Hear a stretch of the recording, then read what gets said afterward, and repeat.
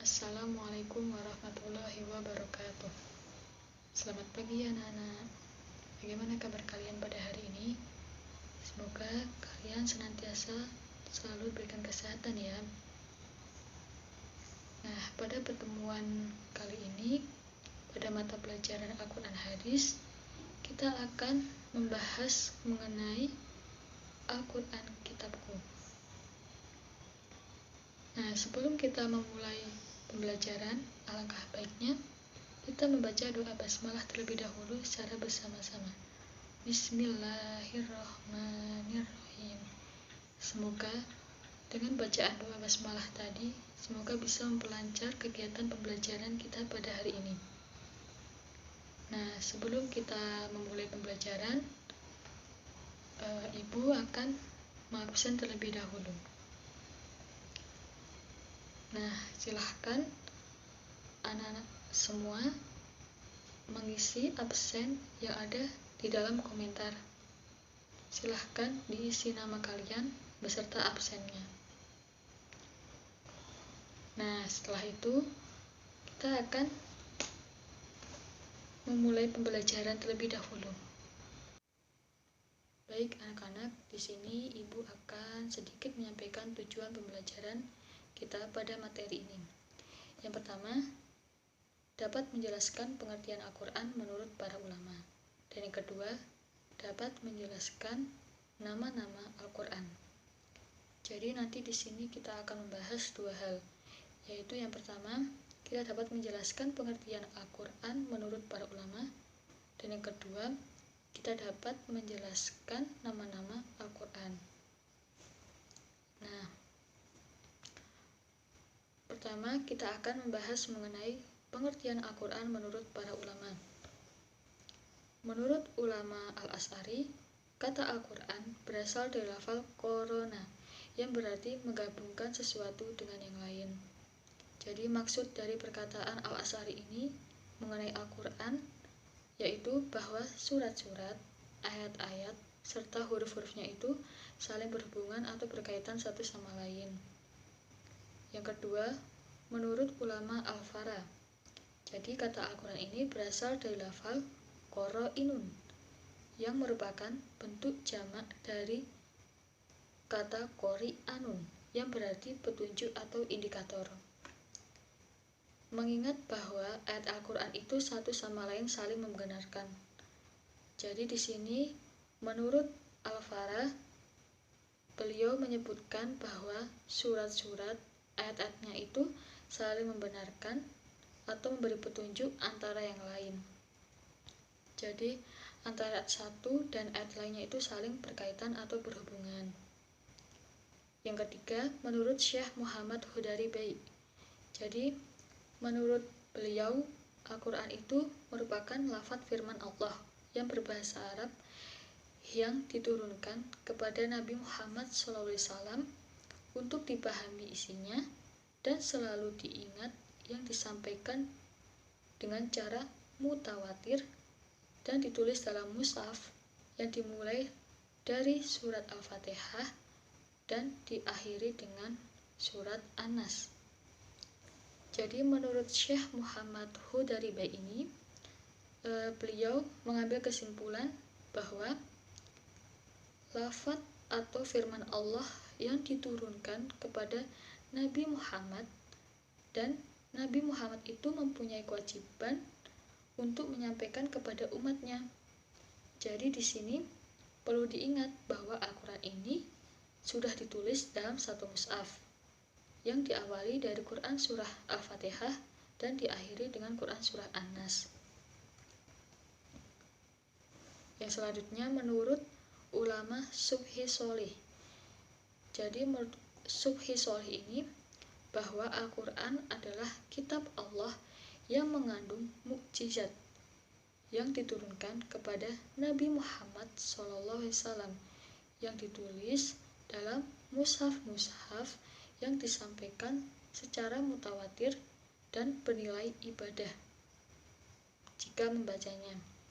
Jadi perlu diingat bahwa Al-Quran ini itu disampaikan secara mutawatir, dan yang paling penting jika kita membaca itu sudah bernilai ibadah. Yang terakhir ada Syekh Muhammad Abduh.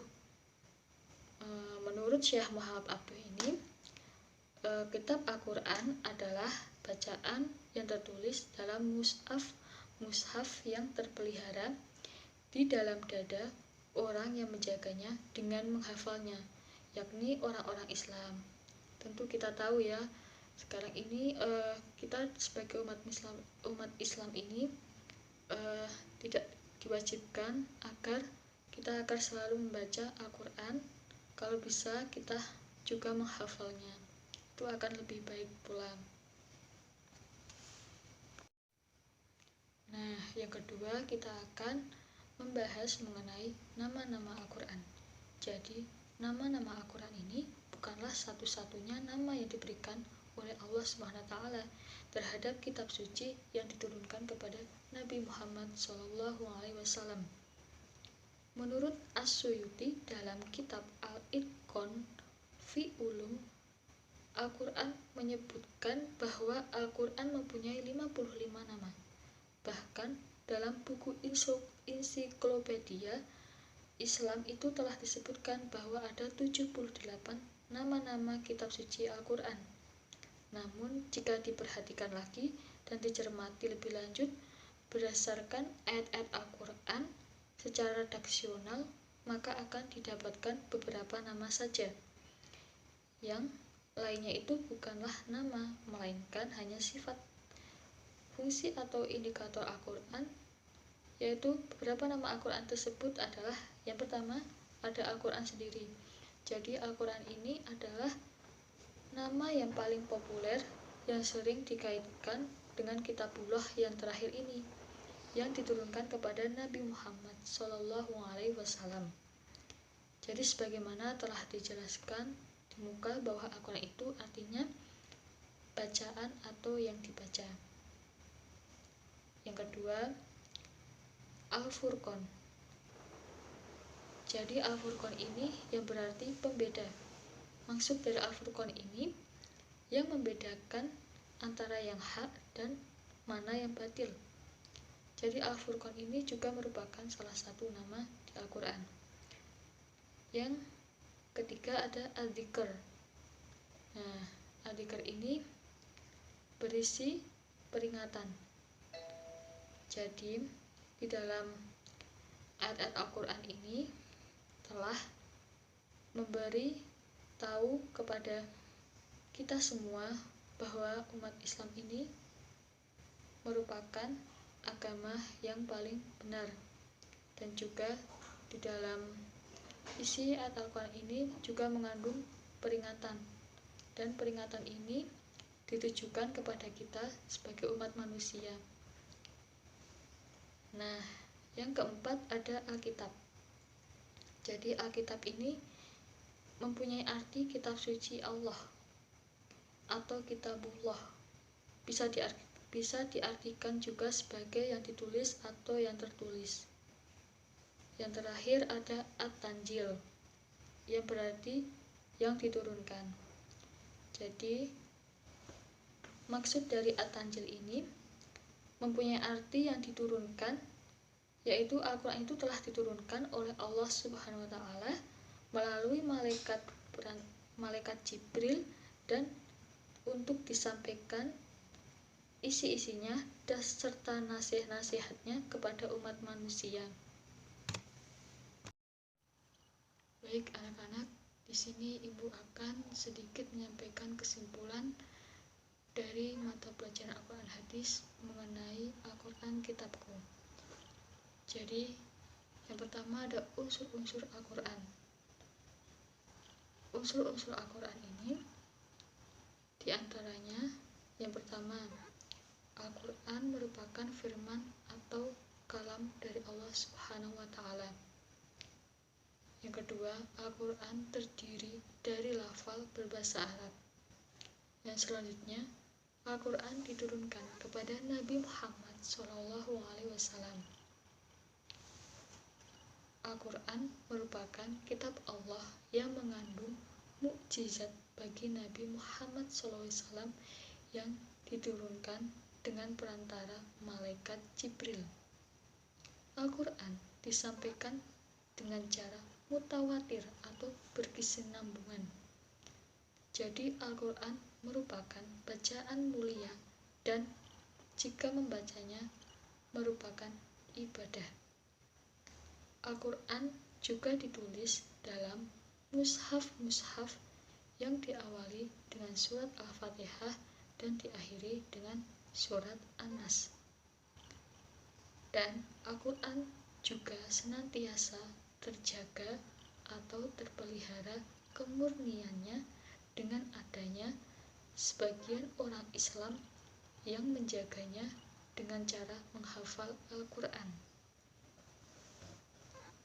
Jadi di sini dapat disimpulkan bahwa Al-Quran adalah kalam Allah Subhanahu wa Ta'ala yang lafadznya berbahasa Arab yang diturunkan kepada Nabi Muhammad SAW melalui perantara malaikat Jibril sebagai mukjizat dan disampaikan kepada kita secara mutawatir dan telah dihafalkan dengan baik oleh umat Islam dan juga ditulis dalam mushaf-mushaf yang dimulai dari surat Al-Fatihah dan diakhiri dengan surat An-Nas.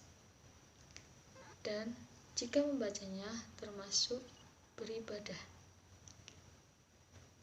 Yang kedua, Al-Quran memiliki nama lain, yaitu diantaranya yang pertama ada Al-Quran sendiri, yang kedua ada Alkitab, yang ketiga ada Al-Furqan yang artinya pembeda, yang keempat ada Al-Dzikr yang berarti peringatan, dan yang terakhir ada At-Tanjil artinya yang diturunkan. Nah, anak-anak, mungkin itu saja yang dapat Ibu sampaikan pada hari ini. Semoga ilmu yang kita dapat semoga bisa bermanfaat. Apabila ada kesalahan atau perkataan dari Ibu yang kurang berkenan di hati kalian, tolong dimaafkan ya. Akhirul kalam, billahi taufiq wal hidayah. Wassalamualaikum warahmatullahi wabarakatuh.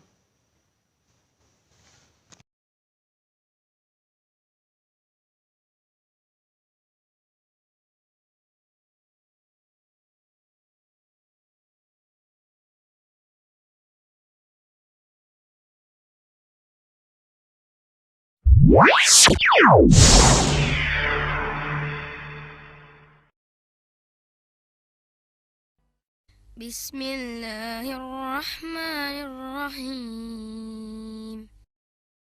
Wassama'i dhatil buruj wal yawmil maw'ud wa syahidin wa mashhud. Qutila ashabul ukhdud an-nari dhatil waqud idhum 'alayha qu'ud wa hum 'ala ma yaf'aluna bil mu'minina syuhud wa ma naqamu min. Kamu kenapa sih, Dok? Dari tadi kok ketawa-ketawa sendiri? Biasa, lagi menghafal. Menghafal kok ketawa-ketawa sendiri? Ah, aku curiga nih. Baca apa, ayo? Kalian memang orang-orang cerdas. Loh, kamu baru tahu, Dok? Iya, aku baru tahu. Habis tampang kalian tidak meyakinkan sih. Wah, penghinaan nih. Bercanda, Mil. Nih, lihat. Tapi pelan-pelan. Apaan sih? Oh, baca komik. Punya kamu, Dok? Ya iyalah, punya siapa lagi? Mau baca nggak? Enggak ah, nanti aja. Aku takut ketahuan Pak Ustadz. Ya udah kalau gitu, Dodo aja yang baca duluan. Kalian baca Quran yang serius sambil nutupin Dodo biar nggak ketahuan Pak Ustadz. Yah, curang kamu, Dok. Enak di kamu, nggak enak di kita. Dasar kamu toh nggak mau beramal. Biarin. Shh, jangan berisik. Yang depan sudah mau selesai tuh. Sebentar lagi giliran kita. Yang lain dulu kali. Tapi kita mesti siap-siap juga. Siapa tahu kita dapat giliran. Tenang Mil, jangan tegang. Emang kamu sudah hafal, Dok? Kamu belum tahu Dodo baca Quran sih. Tahu sih, kamu kalau setoran baca Quran kan banyak lupanya ketimbang ingatnya. Ah, itu kan dulu. Emang kalau sekarang? Kalau yang sekarang, hehehe, tahu deh. Bagus, Soleh. Yang berikutnya, Dodo. Kok Dodo sih? Nah, ayo lo, Dok. Wah, Pak Ustadz salah manggil kali nih. Ayo Dodo, maju. Duh, kok jadi aku sih? Udah, maju sana. Kan udah jago. Itu kan dulu Syamil. Dasar kamu, Dok. Ayo Dodo, cepat. Iya Pak Ustadz. Doain Dodo ya. Beres.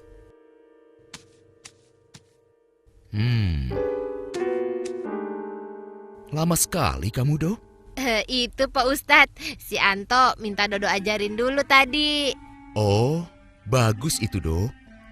Berarti kamu tidak pelit ilmu. Terima kasih Pak Ustadz. Ibu selalu mengajarkan Dodo begitu. Ya sudah, sekarang setorkan hafalan kamu. Setoran yang mana ya Pak Ustadz? Setoran yang kamu hafal, Do. Yang mana ya Pak Ustadz? Kok Dodo lupa ya? Loh, kamu gimana sih, Do? Masa kamu lupa sendiri? Iya nih Pak, Dodo benar-benar lupa. Loh, membaca Al-Quran itu jangan dilupakan. Memang kenapa sih kita harus sering membaca Al-Quran, Pak Ustadz? Pertanyaan bagus, Wulan. Nah, anak-anak, dengarkan ya. Kita dianjurkan sering membaca Al-Quran karena Al-Quran itu merupakan kalam Allah, sehingga merupakan bacaan yang mulia dan banyak keutamaannya, yaitu pertama, membaca Al-Quran merupakan ibadah yang berpahala. Setiap huruf yang dibaca akan mendapatkan ganjaran 10 pahala. Misalnya, ayat pertama surat Al-Baqarah. Ada yang tahu? Saya Pak Ustadz. Coba bacakan. Alif Lam Mim. Nah, itu kan 3 huruf. Alif, Lam, dan Mim. Alif 10 pahala, Lam 10 pahala, Mim 10 pahala. Jadi, berapa jumlahnya? 30. Betul anak-anak. Wah, banyak juga ya pahalanya. Kalau begitu, Dodo ulang-ulang aja bacanya. Pahalanya banyak, bacanya gampang lagi. Ye, kok begitu sih, Dok? Iya, Do. Bukan begitu artinya. Karena Nabi juga bersabda, sebaik-baik di antara kalian adalah yang mempelajari Al-Quran dan mengajarkannya. Jadi, semakin banyak kita membaca Al-Quran, kita semakin baik dan mulia di sisi Allah. Insya Allah. Oh, begitu. Lalu, apalagi Pak Ustadz? Kedua, Al-Quran akan menjadi penolong di hari kiamat bagi siapa yang membacanya. Ketiga, akan mendapatkan doa keselamatan dari para malaikat. Dan yang terakhir, yang keempat, orang yang membaca Al-Quran akan senantiasa mendapatkan ketenangan. Sebagaimana firman Allah yang artinya, dengan banyak berzikir kepada Allah, hati akan menjadi tenang. Tuh, Dok, dengerin apa kata Pak Ustadz. Jangan salah ya. Aku juga membaca Al-Quran kok. Ini aku mau setoran. Nah, bagus. Sudah ingat mau setoran surat apa sekarang? Al-Fatihah, Pak Ustadz. Apa, Do? Al-Fatihah, Pak Ustadz. Apa, Do? Yang keras dong. Al-Fatihah, Pak Ustadz.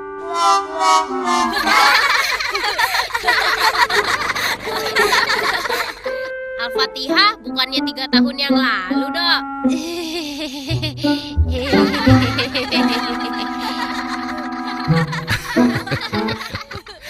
Dodo, Dodo.